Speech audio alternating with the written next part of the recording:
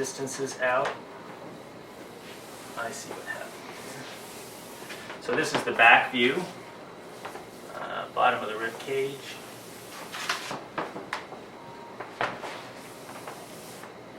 And knee is easier. Foot. All right, the back is the front where you can't see some of the stuff. So there's the orb of the rib cage. And we can do our traditional cuts, even though these things are really in the front. That's the central point. We'll cut out here and then move to a little bit lower. So this is in the front and now coming to the back. So this is actually what you would see in the back of the rib cage. The neck comes out of the front, so we'll just indicate where that is. And the sternum would be here, but again is in the front of this egg shape. So let's find the legs, and we can find them by moving down about 2/3 and dropping down our line. So that's a sternum length approximately, and then sternum length plus a little bit, giving this person a little bit more graceful proportions. And then we'll kind of find where we would have put the groin in the front and the hips, and just drop the legs down just like we would in the front. But in this case, just get these down. In this case, instead of showing the groin, obviously we're showing the back view, so we see buttocks. So from this point, you can almost bring it across all the way. And from this point, we simply kind of give ourselves the back view, which is a little square at the moment, but that's okay. I will sort of zip the sartorius around and kind of find where I want the front of the knee to be, and just start to shape the leg a little bit.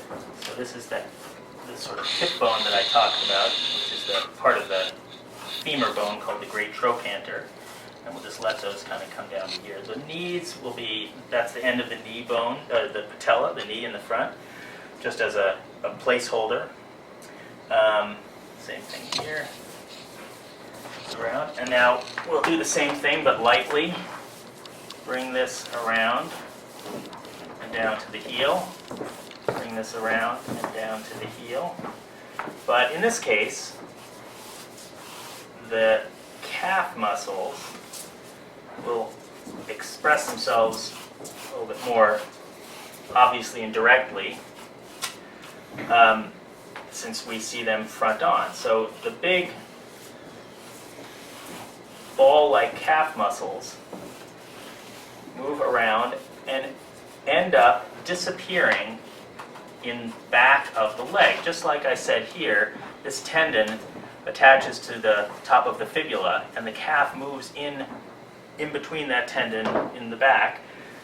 This tendon is equivalent to this here, and this muscle moves up to the butt like that.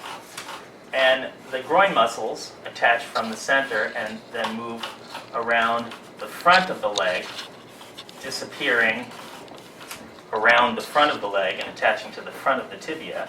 And the calf muscle moves up and inside between those things, almost like a curtain has opened and allowed the calf to pass through.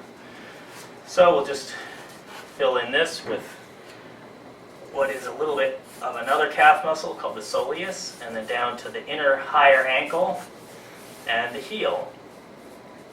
And this calf muscle attaches to the Achilles tendon, the big tendon that helps the muscle do its work on the heel of the foot.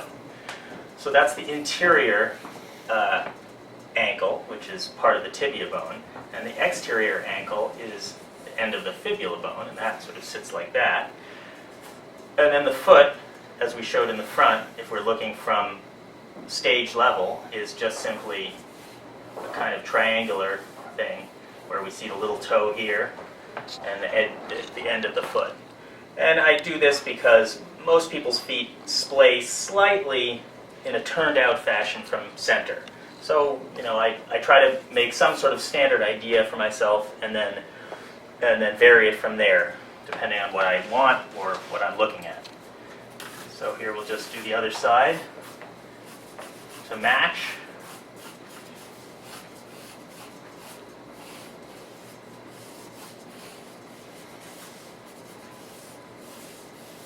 And this big muscle is called the gastrocnemius. It's a lovely name if you care to remember it.